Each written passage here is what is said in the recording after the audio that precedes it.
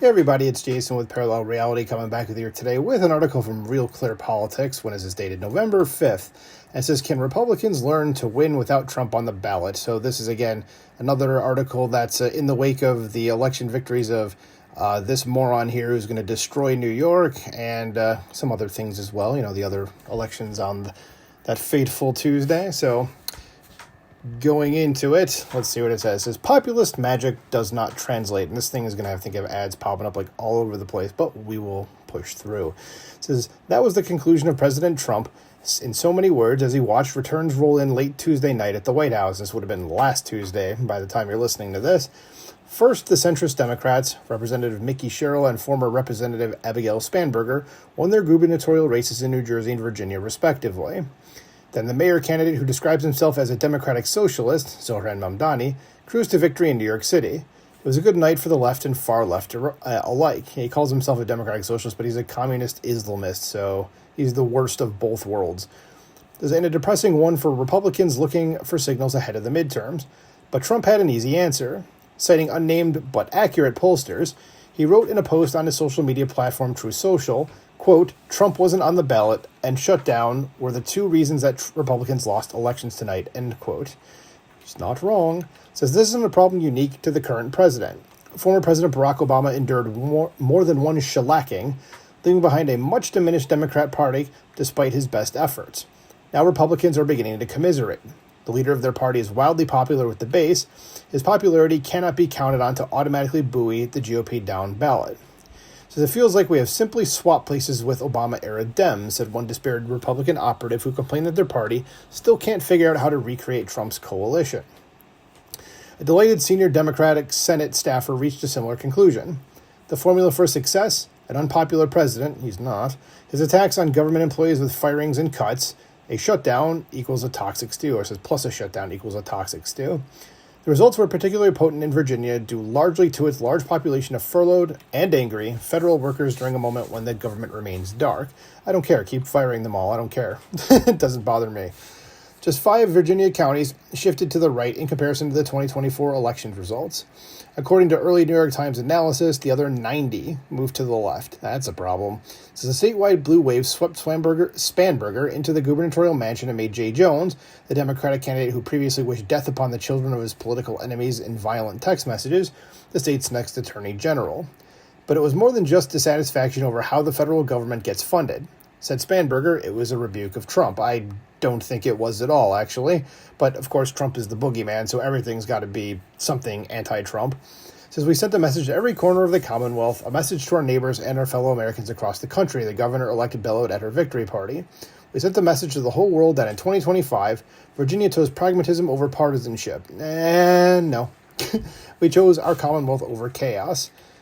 I don't know about that. As Trump did not play in that race. He did not endorse Lieutenant Governor Winsome Earl Sears. I don't know why he didn't.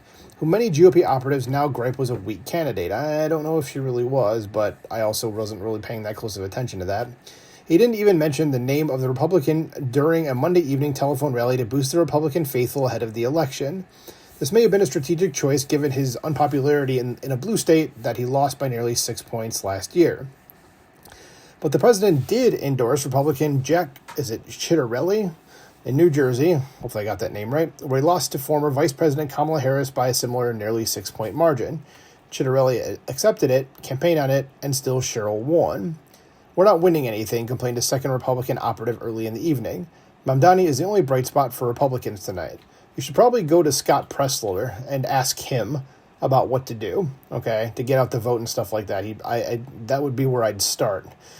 So it says Republicans have found their foil in that 34-year-old Democratic socialist with all his promises of government-run grocery stores, which are going to fail, free government busing, which means you're going to have to raise taxes because it's got to be paid for somehow, and government-enforced rent control, which means no one's going to be building anything. So he's off to a great start. He was born in Uganda. He is the first Muslim mayor of New York City and the newest progressive sensation to get under Trump's skin so much so that the Republican president even begrudgingly backed disgraced former Democratic New York Governor Andrew Cuomo. Didn't work. They will still attempt to make him the face of the party and a harbinger of things to come if they lose their majorities in Congress. Democrats have officially handed New York City over to a self-proclaimed communist, and hardworking families will be the ones paying the price, said RNC Chairman Joe Gruters in a statement, before adding that Democrats will be held accountable by voters for embracing Mamdani's far-left agenda and the consequences it will bring. He noted that this will come next year. Yeah, it's probably going to come very soon. It says, and by then, Democrats may very well have embraced Mamdani, I'm sorry, I was going to keep going as if that was one whole sentence, but it was not, so we'll start that again, because I'm stupid. And by then, Democrats may have very well embraced Mamdani. Representative Alexandria Ocasio-Cortez, another Democratic socialist from New York who has come under constant attack by Republicans but has risen nonetheless in national prominence, said the mayor-elect is the future. And AOC, just FYI, she's one of those people that speaks very passionately about things she's not intelligent enough to grasp. And if you, like I said, if you listen to her at all, like she's stupid, okay? she's not a smart person. You want to hitch your wagon to that? Fine, okay? So, but the message that sends, she told CNN, is that the Democratic Party cannot last much longer by denying the future, by trying to undercut our young, by trying to undercut a next generation of diverse and upcoming Democrats that have the parties, the actual party, the actual electorate, and voter support. Mamdani and Trump will soon clash. The president has previously promised to cut funding to the city if it elected a communist, and threatened to send in the National Guard to police crime and enforce immigration law. The mayor-elect leaned into that conflict. Donald Trump, since I know you're watching, Mamdani shouted at his victory party, I've got 4 words for you. Turn the volume up. And I don't know if he meant that, like, was Trump watching on TV on silent and he saw that and he wanted him to turn it up, or is he saying, like, no, bring me, like, he wants the smoke? Because I don't really think you do, buddy. So as a national figure in a municipal role, he vowed that in the coming years, New York will be the light. Oh, God, do I have news for you in New York. As Democrats will soon dive into the crosstabs of exit polls to see just exactly what they can bottle for future electoral success. The center left and the far left have plenty of time to debate the perfect combination of policies for a winning platform as they seek to retake Congress and the White House. The current president has already drawn his conclusion. The off-year election results are not his fault, and it is time to reopen the federal government. He said as much on social media and will likely say more tomorrow when Senate Republicans begin the day with him over breakfast. And in all caps, as he's wanting to do, it says, Republicans, terminate the filibuster. Get back to passing legislation and voter reform, the president wrote on social media before returning to Truth Social about an hour later to add, and so it begins. But for congressional Republicans, 1 year after the president's against-the-odds return to the Oval Office, the off-year elections may begin a reevaluation.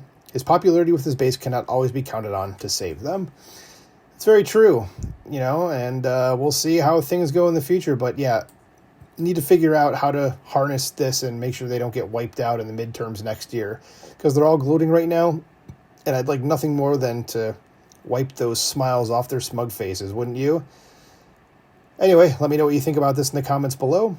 Please like, share, and subscribe, and I will talk to you soon. Bye.